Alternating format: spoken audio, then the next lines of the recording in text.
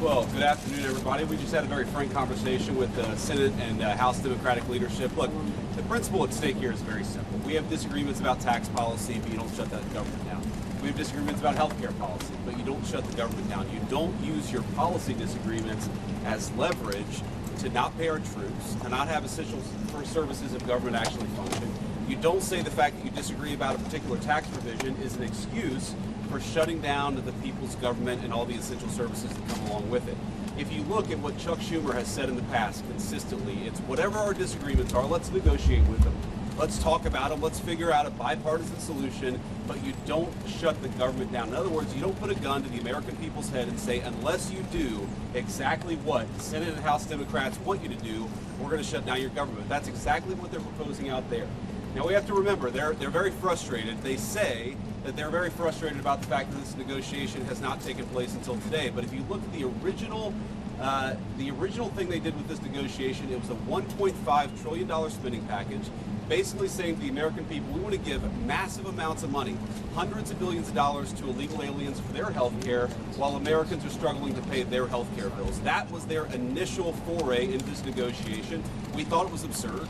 We told them it was absurd, and now they come in here saying that if you don't give us everything that we want, we're going to shut down the government. We think that's preposterous.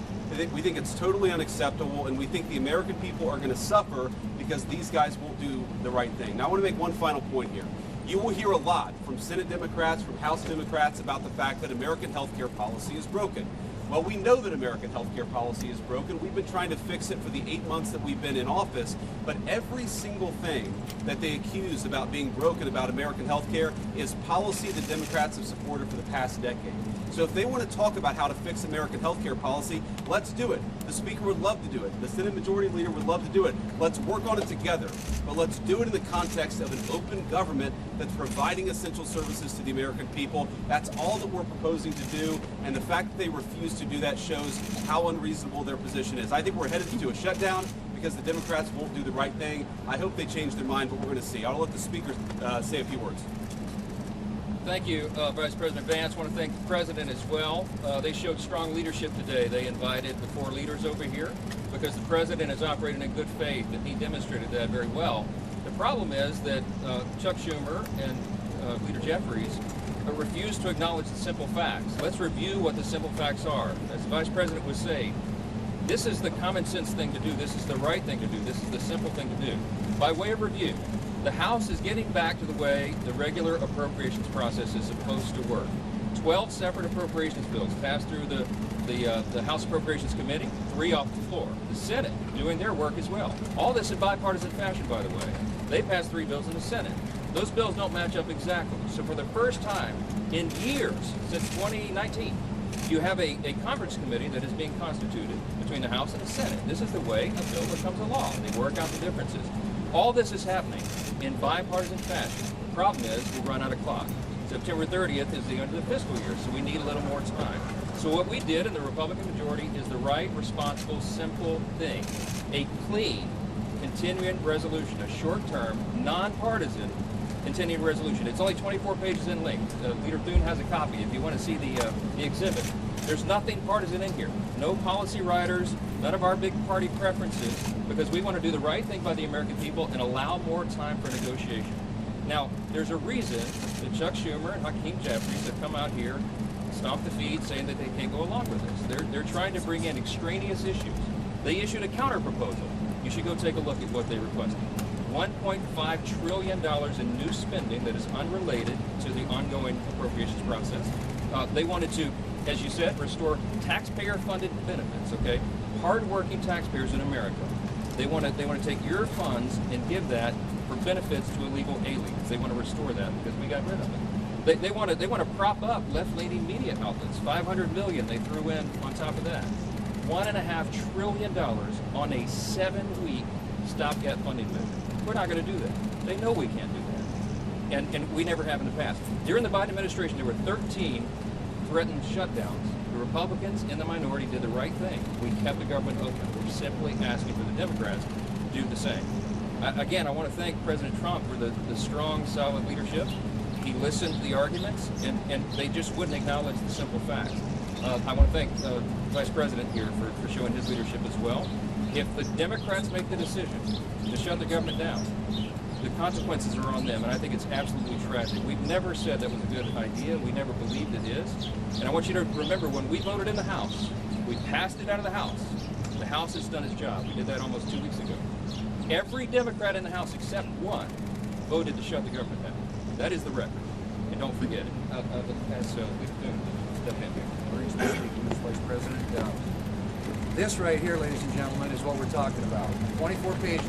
Continuing resolution to fund the government through November the 21st. I don't know where they're saying this is some huge partisan thing. This is something we do fairly routinely.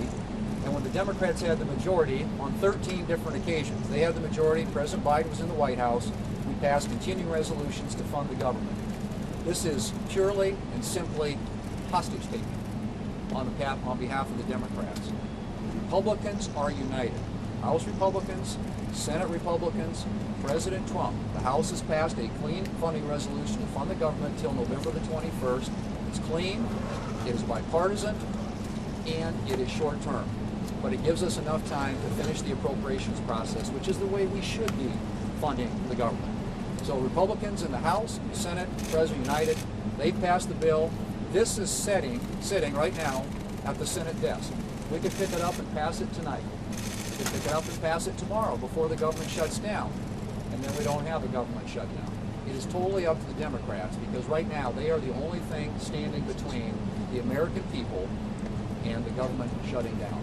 We're all in favor of funding the government. And this is something that's been done routinely 13 different times by the Democrats when they had the majority. So to me, it's purely a hostage-taking exercise on the part of the Democrats. We are willing to sit down and work with them on some of the issues they want to talk about, whether it's the extension of premium tax credits with reforms. We're happy to have that conversation. But as of right now, this is a hijacking of the American people, and it's the American people who are going to pay the price. Can you Mr. Vice respond to President? Senator? Sure. We want to keep this government open. It is not good for the American people to have the government shut down for any period of time. We will manage it appropriately, but it is something that can all be avoided. It can all be avoided by accepting a reasonable position, which is what the House has passed and what sits at the Senate desk, which is to continue to fund the government with a short-term continuing resolution. It has never been a viewpoint that $1.5 trillion is a reasonable amount of spending to be included on a short-term CR. This is hostage-taking. It is not something that we are going to accept, and we hope that the Democrats come back to the brink, fund this government, and allow us to move forward. Thank you. Right. Mr. Vice President, so just to be clear, is there room for negotiation here with Democrats? And you mentioned you believe that we are headed toward a government shutdown. Is the federal government preparing to fire federal workers if the government does indeed shut down? Well, first of all, we have to keep essential services functioning as well as possible if the Democrats shut down the government, and Russ has been tasked with making sure that's possible. Now, you asked about negotiations. One of the things I admired about the president, but frankly the entire team's approach during the conversation we just had with Chuck Schumer and Hakeem Jeffries was, yeah, they have some crazy ideas. Giving taxpayer money to illegal aliens for health care, that's a crazy idea. Funding transgender surgeries in Peru, that's a crazy idea. But they had some ideas that I actually thought were reasonable, and they had some ideas that the president thought was reasonable. What's not reasonable is to hold those ideas as leverage and to shut down the government unless we give you everything that you want. There were multiple times where Leader Jeffries or Leader Schumer would say, you know what, we should be doing this, and the President of the United States would say, yeah, absolutely, let's have that conversation, but we're going to do it in the context of the people's government being open. We're not going to let you take the people's government hostage and then give you everything that you want. And that's really the state of the negotiation. Yeah, let's have a conversation, let's have a negotiation, but we're not going to shut down the government because we won't give the Democrats everything that they want. Can you respond to what Senator Schumer said, that there were aspects about health care ending for certain people that the president was learning about for the first time at that meeting? And was the president open to a deal on the ACA subsidies? Well, I'm highly skeptical that the president was learning about it for the first time, thanks to Chuck Schumer. But what I will say is, look, we have put a $50 billion rural hospital fund into the big beautiful bill that we passed a few months ago, because we know that under Biden administration's policies, there are a lot of small town hospitals, a lot of rural health care that was getting shut down and that was struggling. We're trying to fix that problem. In fact, we're happy to work with Democrats to fix that problem. We want to work across the aisle to make sure that people have access to good health care. We are not going to let Democrats shut down the government, take a hostage unless we give them everything that they want. That's not how the people's government has ever worked. That's certainly not how it's going to work under the Trump administration. This is very important on health care. Their counterproposal, what Chuck Schumer and Hakeem Jeffries are demanding, is that they claw back the $50 billion that we put into the rural hospital support structure. They want to take that back.